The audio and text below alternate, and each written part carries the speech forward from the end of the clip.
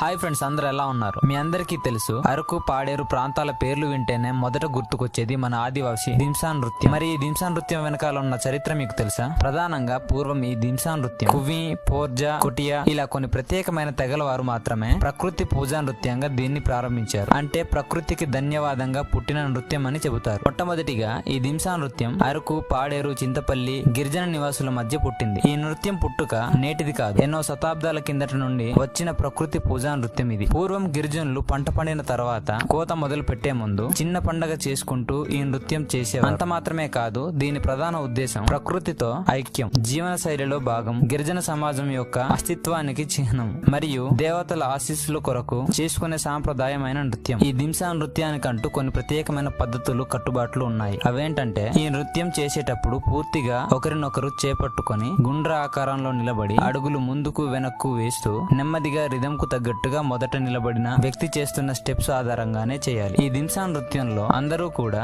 Rhythm ఆధారంగా ఒకే సమయంలో ఒకే విధంగా చేయడంలో దీని యొక్క అందం ఉంటుంది. అందరి పాదాల కలయికతో ఆ రిథం కు తగ్గట్టుగా స్టెప్స్ ను సింక్ చేయడం చాలా ప్రాముఖ్యం. ఈ దింసా నృత్యంలో 3 ప్రధాన శైలులు ఉన్నాయి. అవి బొట్టు దింస, చింత దింస, గడిసా దింస. ఈ దింసలలో స్టెప్స్ చాలా సులభంగా ఉంటాయి, కానీ గ్రూప్ లో ఉన్నప్పుడు ఎంతో డిసిప్లిన్ అవసరం. ఈ దింసా నృత్యం యొక్క సంగీతం గిరిజన వాయిద్యాల మీద ఆధారపడి ఉంటుంది. వీటి ప్రధాన వాయిద్యాలు డోలు, మద్దెలు, తమ్మెటి, కొమ్ము, అడవి చెట్ల చెక్కలతో చేసిన వాయిద్యాలు ఉపయోగిస్తారు. సంగీతం పూర్తిగా సహజ ధ్వనులతో నిండి ఉంటుంది. ఈ వాయిద్యాలను గిరిజన సమాజంలో ఎంతో పవిత్రంగా భావిస్తారు. ఈ దింసా నృత్యం యొక్క ఉపయోగాలు, వాటి ఆచారాలు ఏంటంటే, కుటుంబాల మధ్య పాత గొడవలు ఉన్నప్పటికీ వాటిని సైతం మర్చిపోయి అందరూ ఒకే చోట కలిసి నృత్యం చేస్తూ ఆ గొడవల్ని కూడా మర్చిపోయే రోజంటూ ఉందంటే అది ఈ దింసా నృత్యం చేసే రోజే. అంతేకాదు, పెళ్లిళ్లకు, యాత్రలకు, వర్షం కురవాలని కోరుకునే సమయంలో కూడా ఈ నృత్యం చేస్తారు. ఈ దింసా నృత్యంలో స్త్రీలది అత్యంత ప్రాముఖ్యమైన పాత్ర. ఈ దింస వల్ల ఇరుగు పొరుగు తెగల మధ్య ప్రియమైన బంధం ఏర్పడుతుందని నమ్ముతారు. మరి విశేషంగా ఈ నృత్యం చేసేటప్పుడు ధరించే వస్త్రధారణ ఎంతో కనువిందు కలుగజేసే విధంగా ఉంటుంది. మహిళలైతే రంగురంగుల చీరలు,